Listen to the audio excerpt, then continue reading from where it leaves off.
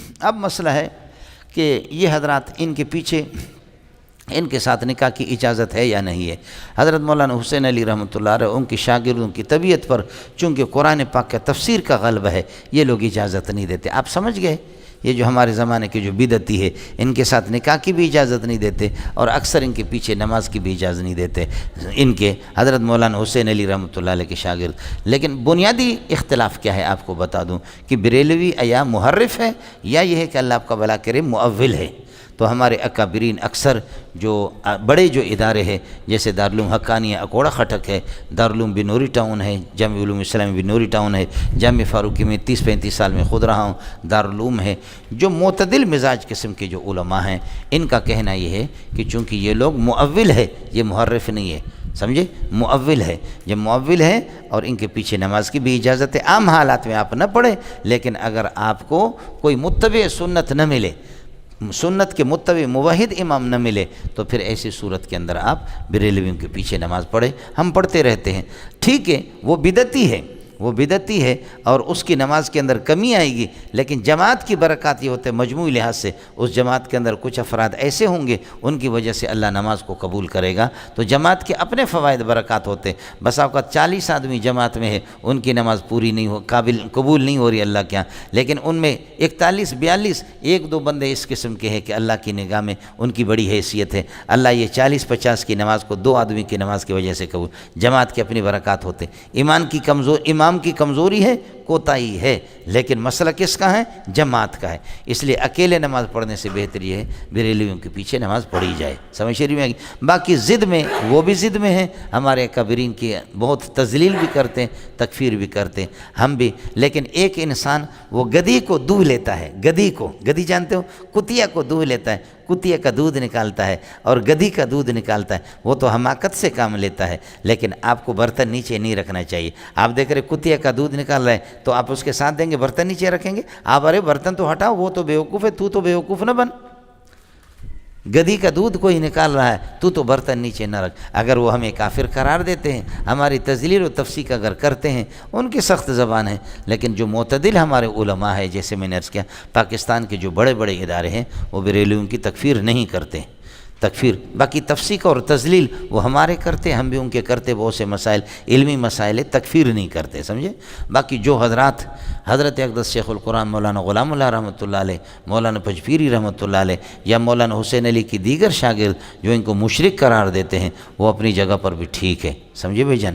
مزاج کا فرق ہوتا ہے، محدث کی مزاج پر جمال کا غلبہ ہوتا ہے اور مفسر کی مزاج پر جلال کا غلبہ ہوتا ہے۔ جو لوگ قرآن پڑھتے پڑھاتے ہیں ان کی مزاج میں بڑی سختی ہوتی ہے، جو ترجمہ پڑھاتے ہیں، سمجھ شریف میں ہے کہ نہیں ہے؟ پڑھانے والے جو ترجموں کو سمجھتے ہیں، پڑھتے، جن کی زندگیاں گزر گئیں۔ میں تو آپ کا نالائق بھائی ہوں اور آپ کے قدموں میں آپ کی برکت کی وجہ سے ٹوٹا پھوٹا ترجمہ، ہم لوگ تو مفسر بھی نہیں ہے، مترجم بھی نہیں ہے، بات صاف سی ہے، اللہ پاک آپ کی جوتیوں کی وجہ سے ہماری مغفرت کرے۔ لیکن جن لوگوں کے مزاجوں پر قرآن کا غلبہ ہے، جو کما حق ہو قرآن پڑھتے ہیں، پڑھاتے، تفاسیر کا ان کا مطالعہ ہے، سمجھے، تو ان لوگوں کے وہ بھی اپنی جگہ پر اللہ آپ کا بھلا کرے، کیا ہے، حق بجانب ہے، سمجھ شریف۔ اس قسم کے اختلافات صحابہ کے، لیکن تکفیر ان کی درست نہیں ہے، تکفیر درست نہیں۔ میں نے خود تکفیر کی ہے، لیکن یہ میں اس پر استغفار پڑھ رہا ہوں۔ بخاری شریف کے اندر ہے، من قال لاخیہ یا کافر فقد باء بہ، دوسری روایت ہے بہا فقد باء بہ احدہما۔ اگر آپ اپنے بھائی کو کافر قرار دیں گے، جیسے کہ آپ نے دیکھا فٹ بال کو دیوار کے ساتھ لگاؤ گے تو واپس آئے گا، لیکن اگر کیچڑ میں لگاؤ گے تو واپس نہیں آئے گا۔ سامنے والا اگر گند ہے، کیچڑ ہے، کافر ہے، تو کفر کا لفظ وہیں پر جائے گا، واپس نہیں آئے گا۔ اور اگر سامنے والا کافر نہیں ہے تو اس کو کافر کہتا ہے، یہ کلمہ لوٹ کر کے واپس آپ کو کافر بنائے گا۔ اس لیے ساتھی خیال کر لیں، کفر کا مسئلہ بہت سخت ہوتا ہے، سمجھ رہے ہیں۔ لیکن جو ہمارے اکابرین، یہ بڑے حضرات تھے، مولانا حسین علی رحمۃ اللہ علیہ عارف باللہ ہے، مجتہد فی القرآن ہے، سمجھے بھائی۔ یہ قرآن کے مضامین کو ان لوگوں نے بڑی محنت کی ہے۔ یہ انوار الباری بخاری کی شرح ہے، اس کی دوسری جلد میں آپ دیکھیں کہ حضرت اقدس علامہ انور شاہ کشمیری نے اپنے داماد کو مولانا حسین علی کے پاس کیسے بھیجا۔ ان لوگوں کی محنت ہے، انہوں نے قرآن میں بڑی محنت کی ہے۔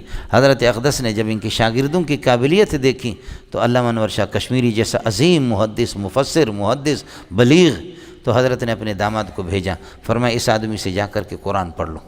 مولانا احمد رضا بجنوری رحمۃ اللہ علیہ نے اس نے انوار الباری کی دوسری جلد میں انہوں نے یہ واقعہ بھی لکھا ہے کہ ہم کس طریقے پر آ گئے مولانا حسین علی رحمۃ اللہ علیہ کے پاس. جو اکابرین ہمارے سختی کرتے ہیں، سمجھے، میں اور آپ ہم بزدل ہیں، وہ بھی ٹھیک ہے، بالکل اپنی جگہ پر ٹھیک ہے، سمجھے بھائی جان. باقی ایک تو یہ ہے کہ جیسے کہ ہمارے بعض ساتھی ہر بندے کو کافر قرار دیتے ہیں، بزرگوں کو، اپنے اکابرین کو بھی خیال کر لینا، اکابرین کی شان میں گستاخی نہ کرنا. میرا رب کسی کو رسوا کرنا چاہتا ہے تو اس کو اکابرین کے پیچھے، لیکن بشرطے کہ صحیح اکابر ہوں جو واقعتاً اکابر ہوں. میں آپ کے بہت سے لوگوں سے موجود ہوں، ان کو اکابر ماننے کے لیے ہم کبھی تیار نہیں. اکابر وہ ہوگا، یاد رکھ لینا، کہ جو قرآن اس کی زندگی نشست و برخاست محمد رسول اللہ کی سنتوں کے مطابق ہو. اصل اکابر وہی ہے.